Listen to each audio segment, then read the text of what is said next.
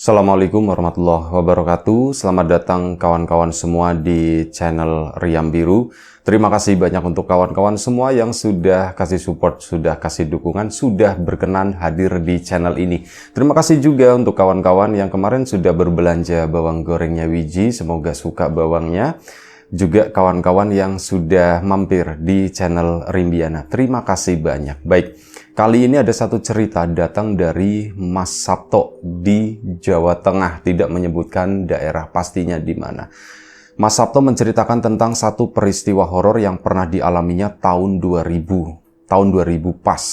Jadi pada saat itu Mas Sabto ceritanya lagi kebagian atau memang di kampung itu lagi ramai orang ngeronda gitu ya, lagi musim maling. Dan ya sebelumnya kayak gitu, ronda itu diadakannya itu cuman musiman doang. Kalau misal ada kejadian sekali, dua kali baru warga itu pada ribut. Yaudah yuk ronda lagi, ronda lagi, ronda lagi. Akhirnya dibentuklah tim ronda, tim bapak-bapak termasuk anak muda yang laki-laki, yang remaja kayak gitu. Itu pada ya kayak menjadi semacam kewajiban lah mereka untuk mengadakan acara ronda tersebut. Salah satunya itu adalah Mas Sabto.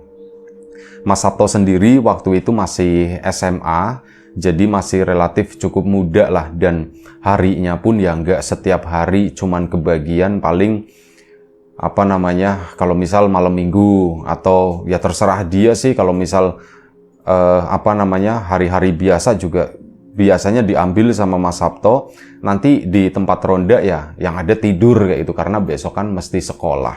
Dan karena siangnya sekolah full, nggak tidur siang kan jadi ngantuk juga. Ya cuman jadi penunggu pos lah, tapi setidaknya ikut meramaikan malam-malam ronda tersebut. Nah pada suatu hari, itu begini, di momen yang lagi kisruh semacam itu, ada berita duka, dan berita duka ini datang dari keluarga temannya si Mas Sabto, namanya Anto. Nah si Anto ini keluarganya kakak perempuan pertama ini dari sekian saudara. Anto itu keluarganya itu banyak. Nah kakak pertamanya masih tinggal di tempat tersebut, meninggal dunia karena sakit gitu ya. Ya tentu saja warga kan berbondong-bondong ke sana, udah selesai lah acara pemakaman. Dan biasanya Mas Sabto ini tandem sama si Anto. Tok nanti malam ronda enggak gitu. Ronda katanya, ya wis nanti tak samperin ke sana. Iya disamperin, soalnya apa? Anto ini anaknya itu penakut banget.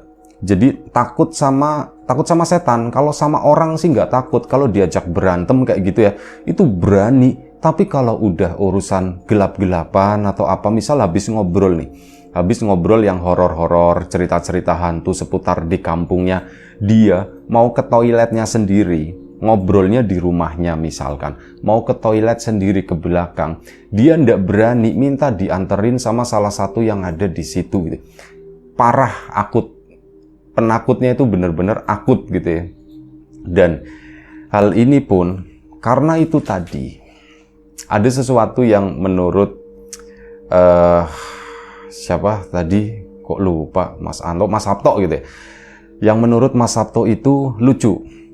Mas Anto kan baru kehilangan seorang kakak gitu ya. Ya harusnya berduka atau apa gitu. Malah dia enggak. Dia tuh cerita ke si Mas Sabto, Tok, aku itu lagi kepikiran katanya. Ya kamu kepikiran apa? Ya wajar lah, kamu kan habis sekarang lagi berduka gitu kan, habis ditinggal sama kakak.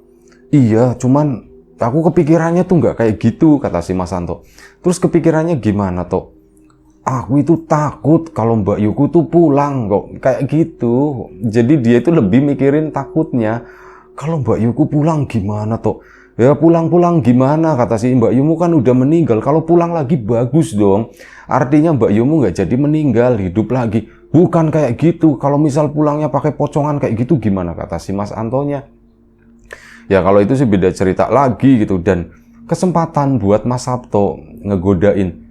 Biasanya sih Tok, kalau baru-baru meninggal itu suka pulang Tok. Nengokin itu orang-orang di kamarnya lagi pada ngapain itu ditengokin Tok. Si Antonya kan langsung ngelihat serius ke arahnya Mas Sabto. Dan tahu nggak tuh, biasanya itu ya nengokinnya itu bentuknya tuh pocongan kayak gitu tuh. Ditakut-takutin ya, Mas Antonya kan tambah parah. Dan akhirnya apa? Ngomong sama Mas Sabto, "Tok, pokoknya nanti malam kamu habis acara di rumahku, mungkin acara tahlilan atau apa ya. Kamu nyamperin aku ya, Tok ya. Aku mau ikut ronda," katanya. "Udah mau ikut ronda, besok kan sekolah," katanya. "Ah enggak lah, pokoknya aku mau ikut ronda, aku enggak mau tidur di rumah, soalnya takut," kata si Anto tadi. "Ya wis, nanti malam tak jemput," kata si ini ya. Mas Sabto pun akhirnya pulang. Dan malam harinya Mas Sabto ikut bantu-bantu di tempatnya Anto di sana, acara tahlilan dan sebagainya. Sampai selesai, Mas Sabto pulang dulu. Ini orang ronda juga belum pada kumpul karena masih sore, sekitar baru jam 8 malam. Nah, mereka pada pulang. Si Mas Sabto pun siap-siap sekitar jam 9. "Ah, udah, aku mau nyamperin si Anto," katanya. "Kasihan dia." Mas Sabto pun dengan pedenya malam itu suka ketawa-ketawa sendiri ngebayangin si Anto. Si Anto itu kok kayak gitu ya? Ditakut-takutin dan pikirannya itu sumpah parah banget. Masa kakaknya meninggal bukannya sedih atau apa, malah dia itu takut kakaknya itu pulang ke situ. Itu kan aneh menurutnya Mas Sabto. Dia pun jalan lenggang.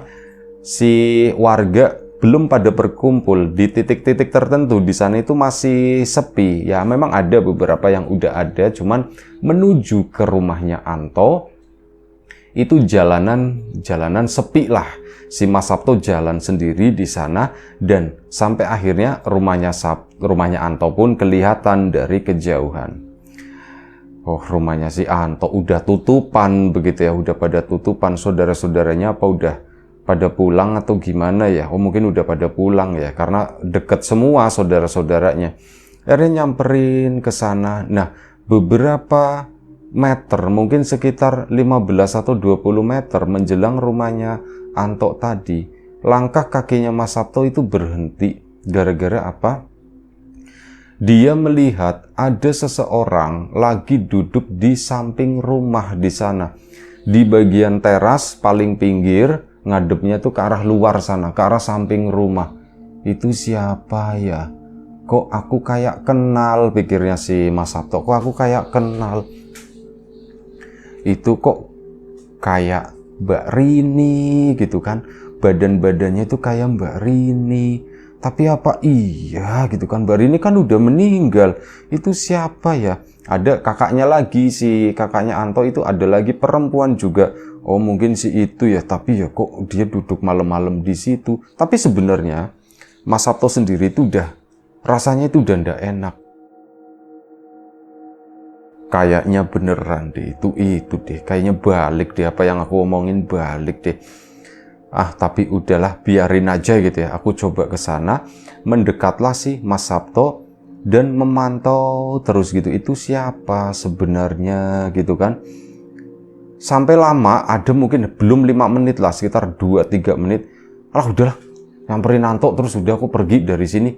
Akhirnya langkahnya pun dilanjutkan lagi ke sana dengan cueknya, tapi jalan itu dengan cara menunduk begini. Begitu sampai di depan rumahnya si Anto, kanan kiri ngelirik, itu udah nggak ada siapa-siapa di sana. Langsung, Tok, Assalamualaikum, Anto gitu.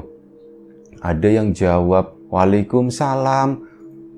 Ngelihat ke atas teras gitu kan, ada yang duduk di sana dan ya mukanya memang nggak kelihatan, cuman pakaiannya tuh ya kayak gitu putih, rambutnya itu panjang.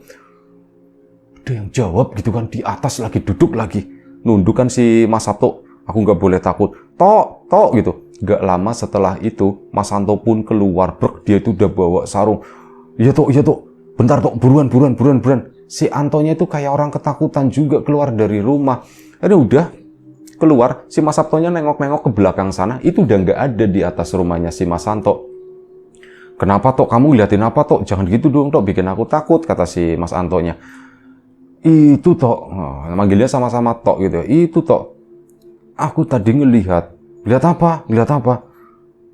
Aku ngelihat Mbak Rini, katanya begitu. Tuh kan, beneran kan? Nah yuk cepetan, buruan. Antonya ngajak buruan cepet-cepet ke sana pergi. Nah singkat cerita, sampailah mereka berdua itu di sebuah pos di dekat rumah. Ada salah satu ya rumah beberapa warga. Tiba di situ, yang lain itu belum pada datang. Ini ngobrol-ngobrol dulu berdua. Aku nungguin kamu dari tadi toh, katanya. Aku nungguin kamu.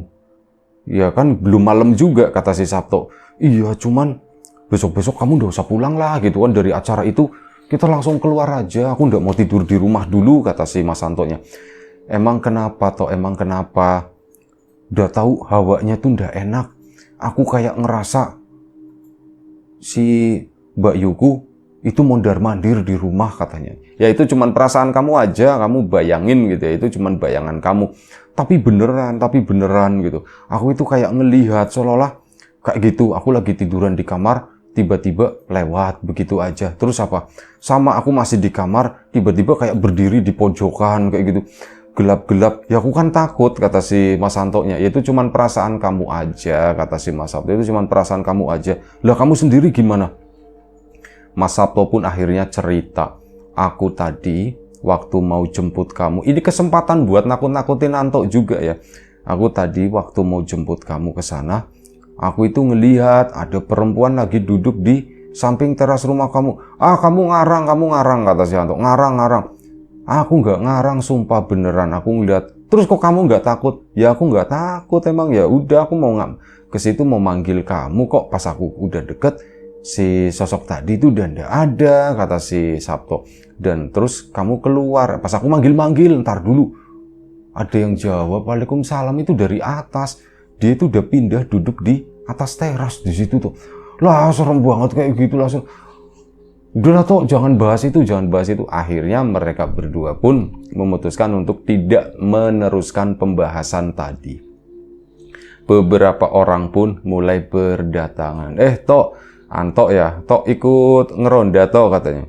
Iya, aku ngikut ngeronda lah, kalau di rumah juga kayak gitu. Pusing, katanya begitu. Iyalah Tok, namanya juga habis ditinggal gitu kan, rasanya itu ndak enak pasti. Tapi apa, Mas Sabto sama Mas Anto ndak membuka obrolan tadi ke warga. Jadi ya cuman diem-diem aja, nggak diomong-omongin. Mas Sabto juga tahu hal seperti ini tuh ndak bagus. Ngomongin orang yang udah ndak ada, itu tuh ya menjaga etika aja lah, kata si Mas Sabto. Jadi bener-bener ditahan, kita nggak mau buka apapun, berharap malah si Mas Sabtonya Anto nggak membuka. Dan Mas Anto pun ternyata kuat, tutup mulut, kicep gitu ya, bener-bener diem, ngikutin bahasan-bahasan yang lain tadi. Meskipun kelihatan ada mimik sedih dari Mas Anto, cuman hal itu gak diungkapkan. Dia tuh kayak berusaha membaur begitu aja dengan warga yang ada di sana. Sampai kurang lebih sekitar jam 11 malam, yuk kita keliling, katanya. Yuk kita keliling-keliling. Akhirnya mereka pun ikut keliling-keliling. Muter ke sana kemari, ngelewatin, ini yang daerah mau dikeliling itu ngelewatin rumahnya si Mas Anto. Lewatnya dari arah belakang ke sana. Di belakang rumahnya Mas Anto itu kan ada kebunan kecil, di sana itu ada pohon mawar yang berduri, sama ada pohon pepaya, terus ada kayak bekas-bekas sepeda yang udah rusak ditumpuk-tumpuk, di situ ada rongsok ya. Dan gelap posisinya. Nah, si Mas Anto, Mas Sabto ikut di sana jalan paling belakang. Ini beberapa warga yang jumlahnya kurang lebih sekitar 8 orang, sama mereka berdua ya, jadi yang lain itu ada 6. Ini jalan dari arah belakang sambil ngobrol-ngobrol, sambil nyenter-nyenter ke sana kemari. Ngelewatinlah rumahnya si Anto itu kan sampingnya gang. Lewatin gang tersebut, ini orang-orang yang di depan itu udah lewat. Mas Sabto sama Anto jalan paling belakang. Saat udah hampir ngelewatin belakang rumahnya si Anto tadi, Mas Sabto ngelihat ada orang lagi duduk, lagi jongkok lebih tepatnya, ini di belakang rumahnya Mas Anto. Mas Sabto pun berhenti gitu kan. Nah si Antonya, Tok kenapa Tok? Anto mendekat gitu kan. Duh, ada yang duduk gitu kan. Di situ si Antonya tuh langsung lari, bener-bener lari, ketakutan. Ya warga yang lain kan pada, kenapa Tok?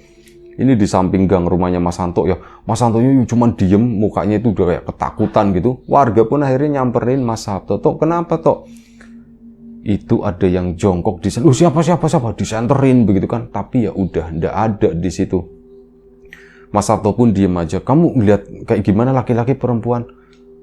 Perempuan. Nah begitu ngomong perempuan, Yang lain itu, yaudah yuk pindah.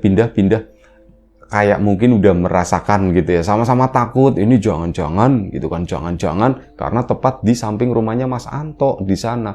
Ini jangan-jangan langsung mereka pergi dari tempat tersebut dan melanjutkan tempat yang lain di center-center. Akhirnya mereka pun berhenti di posko lagi. Saat berhenti di posko ketemu rombongan sama warga yang lain, kelompok yang lain, ya laporan aman di sana, aman, udah muter ke sini aman, nggak ada apa-apa. Nah, di situ baru mereka tuh melanjutkan obrolan. Tok, kamu lihat apaan Tok? Kata si itu kan. Aku melihat perempuan di sana. Nah, akhirnya apa? Dari situ si Mas Sabto pun akhirnya, bukan itu. Dari Anto pertama yang ketakutan. Tok, kamu ngelihat Tok? Aku ngelihat, katanya gitu. Aku ngelihat. Dan Mas Anto ngebuka cerita duluan mengenai kenapa dia ngeronda di situ. Aku mendingan ngeronda daripada di rumah, soalnya aku tuh takut. Tapi ya Mas Sabto pun ngasih omongan gitu, kalau Anto itu memang penakut banget gitu ya. Ya namanya kayak gitu tuh wajar, ngelihat selintar-selintar itu cuman perasaan doang. Nah si Antonya nggak terima. Lah Tok, kalau kamu sendiri tadi ngelihat gimana? Tok, emang kamu ngelihat? Iya, aku ngelihat gitu. Diceritakan semuanya, begini. Langsung malam itu tuh pada pulang.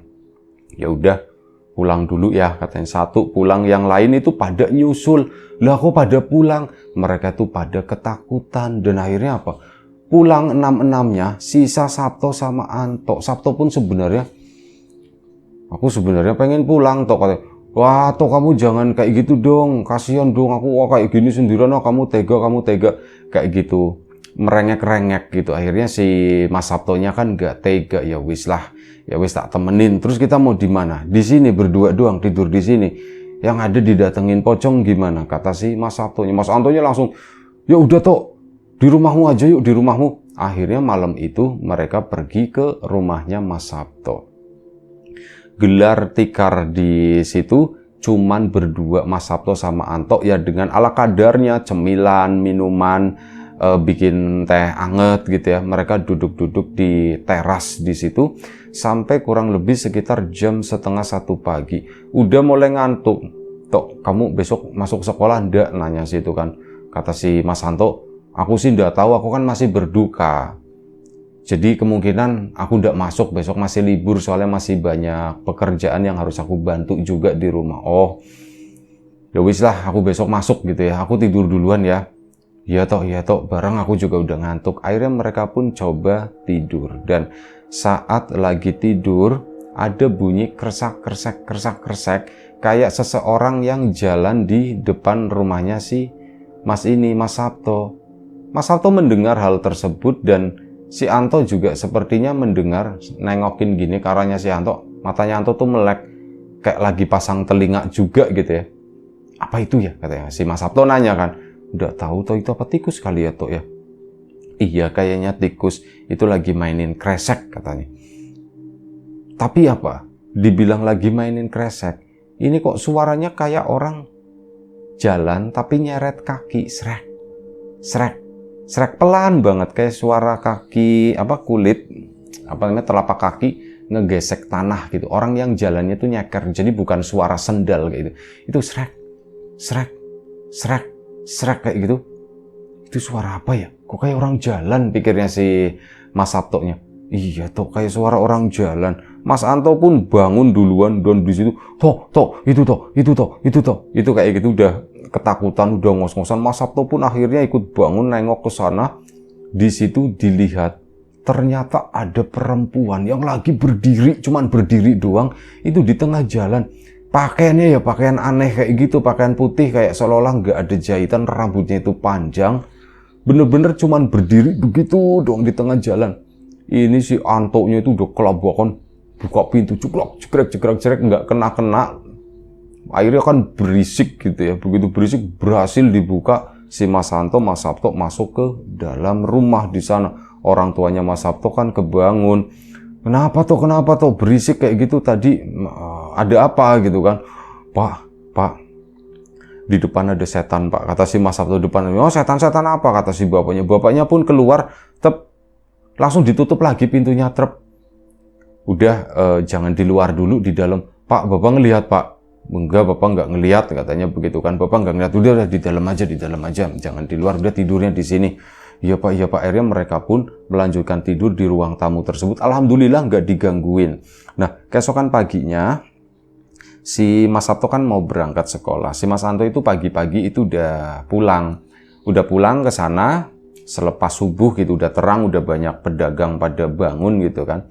Udah nggak takut lagi. Nah, si Mas Sabto pagi-pagi itu diajak ngomong sama bapaknya. Tok, kamu semalam ngeliat, Tok, beneran, Tok? Beneran, Pak, aku ngeliat, Pak.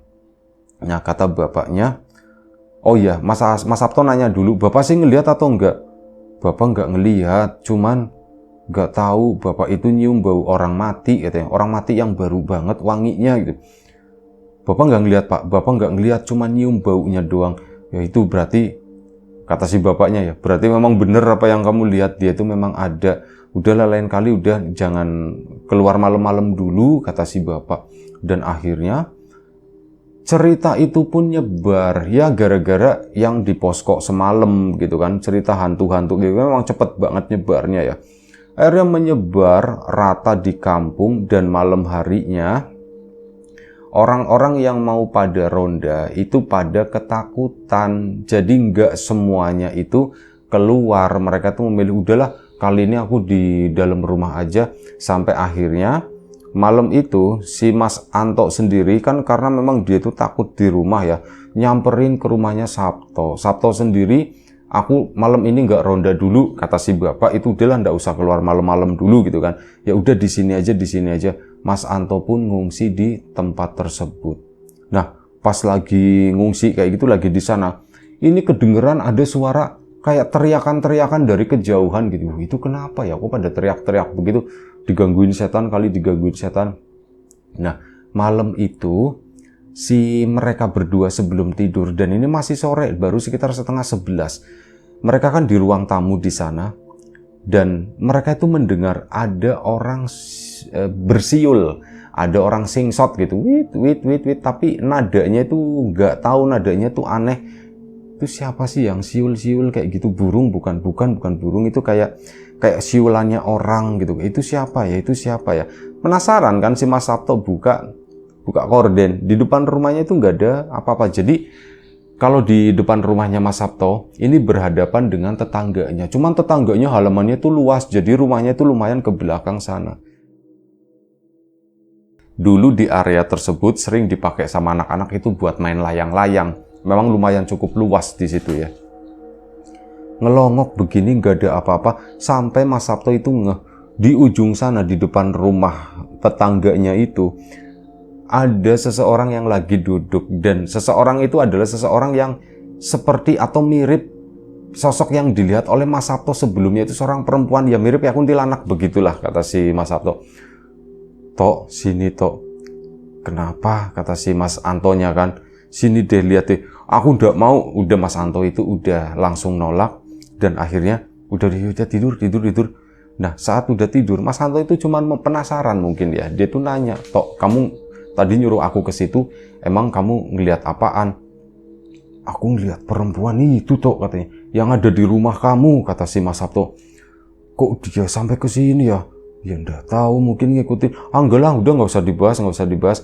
Akhirnya tidurlah mereka malam itu. Tidur itu juga nggak pules, katanya kebangun, was-was, ada rasa takut. Kata Mas Sabto dalam hati, asem aku itu kalau tidur di dalam gitu ya, ada bapak, ada ibu tuh enak banget. Ini tidur sama Anto nih, gara-gara Anto takut, malah tidur ngungsi di sini. Ya kayak gini akunya jadi kerepotan gitu. Aku tidur pun kayak gini, takut-takut gimana gitu. Malah Mas Sabto itu berpikir, jangan-jangan sosok itu tuh ngikutin Anto kali ya. Soalnya dari kemarin aku di sana di rumahnya Anto ngelihat, giliran balik ke sini ke rumahku sendiri masih juga ngelihat. Apa ini ngikutin Anto atau gimana gitu ya? Masa Mbak Rini ngikutin Anto? Mungkin karena adiknya itu nggak mau tidur di rumah kali ya. Ah, tak omongin lah besok kayak gitu biar dia mau tidur di rumah. Akhirnya apa? Waktu itu belum besok, jadi masih malam, si Mas Anto kebangun kan. ngelihat si Mas Sabto lagi duduk, itu lumayan cukup kaget si Anto. Ini aku, ini Sabto. Tok ngapain Tok, duduk Tok, kamu gak tidur Tok? Aku gak ngantuk, kata si Mas Sabto. Aku mau cerita Tok, katanya gitu kan. Loh, cerita apa? Tapi ini cerita serem ya. Cerita serem apa? Kata si. Ceritanya jangan sekarang, besok aja. Enggak lah, sekarang aja, kalau misal besok takutnya kelupaan, terus nggak sempet, kata si Mas Sabto. Diceritakan, ngomong ke si Mas Anto, Tok jadi gini Tok. Aku itu berpikir, aku ngelihat sosok perempuan itu, kan di rumah kamu di sana. Itu yang pertama. Yang kedua, ya di mana lagi ya gitu, di rumah sini. Saat kita ke sini, si sosok itu pun ngikut ke sini. Kamu kepikiran gak sih Tok, sebenarnya si perempuan itu tuh ngikutin kamu Tok? Maksudnya gimana? Kata si Mas Anto. Ya dia itu ngikutin kamu. Kamu mau berada dimanapun, aku tadi ngelihat Tok. Cuman dia jauh di sana di depan, kata si Mas Sabto.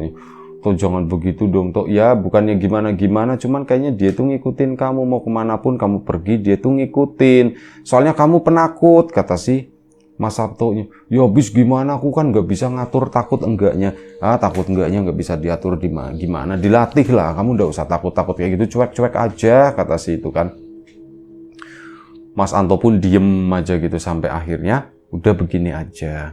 Kamu lawan sendiri, gak usah takut. Kamu mau kesini juga kamu diikutin.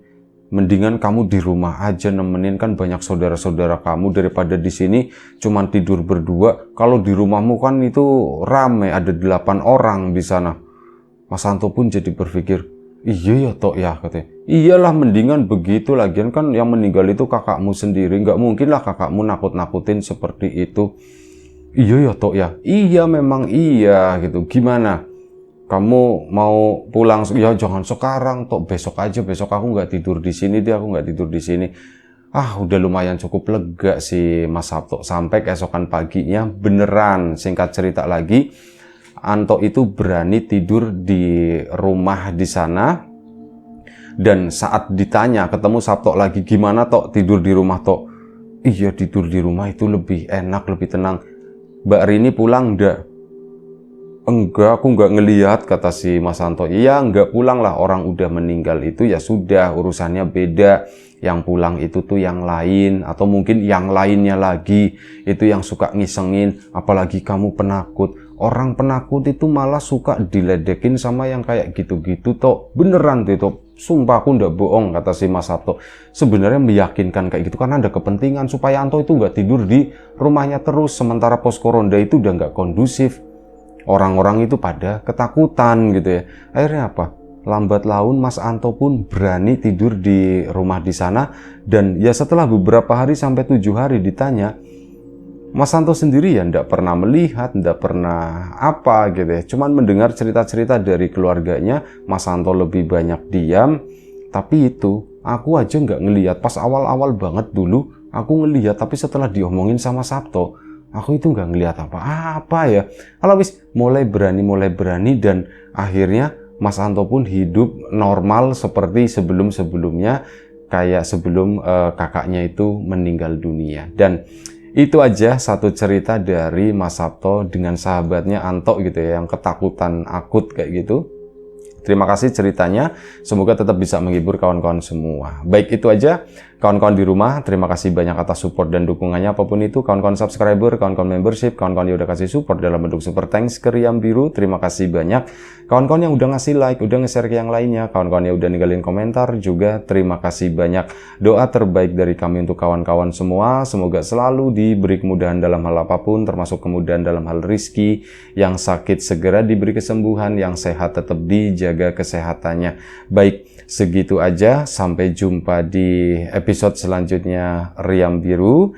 Jaga kesehatan kawan-kawan semuanya. Assalamualaikum warahmatullahi wabarakatuh.